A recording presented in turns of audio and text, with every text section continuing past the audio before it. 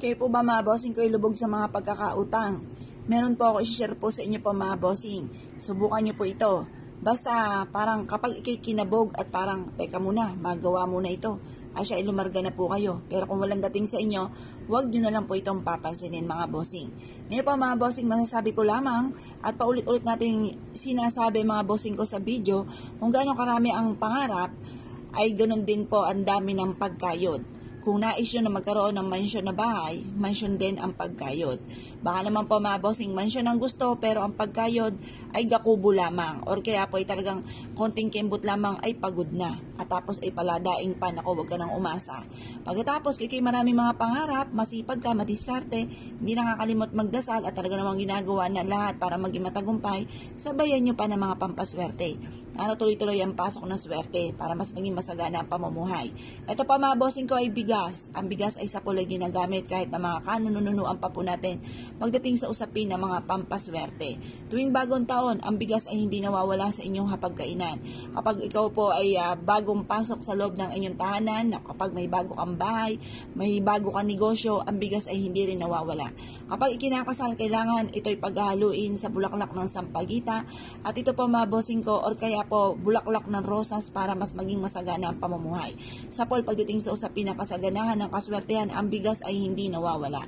Ngayon po mga bossing, gamitin po natin ang bigas na pampaswerte.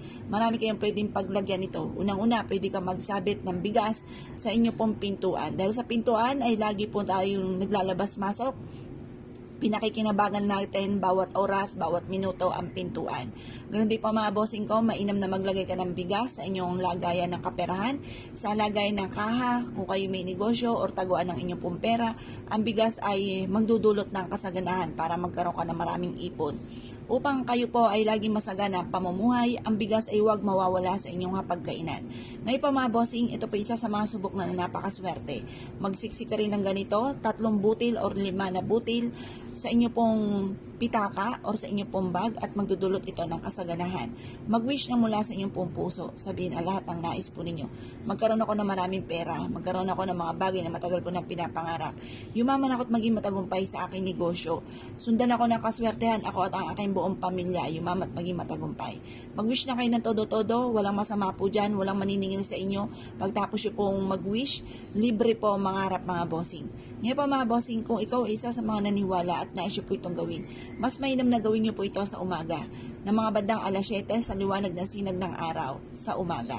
Ngayon pa mga bossing, mag-wish ka na walang gamit na sana, direct to the point, at maging positibo sa buhay. Lagi nyo sasabihin ang lahat ng nais ninyo. Huwag nyo na lang itong iparinig sa iba, huwag nyo na ikwento sa iba, upang sa ganoon mabilis yung ma-achieve ang mga pinapangarap. Kasi wasa may nakakaalam, nauudlot mga bossing, na mas mainam pa na walang nakakaalam ng mga pangarap ninyo at hayaan yung ma-amaze na lang sila sa mga blessing na dumating sa inyo at magtanong na lang sila kung anong sikreto po ninyo. Or kaya i-share nyo po ang ating pong video upang sa ganon, kung sino man makakapakinig nito ay malalaman po na bawal ipagsabi. Ngayon pa mga bossing, ko ikaw ay naniniwala at nais nyo po itong gawin, ay siya mga bossing, good luck po sa inyo po lahat.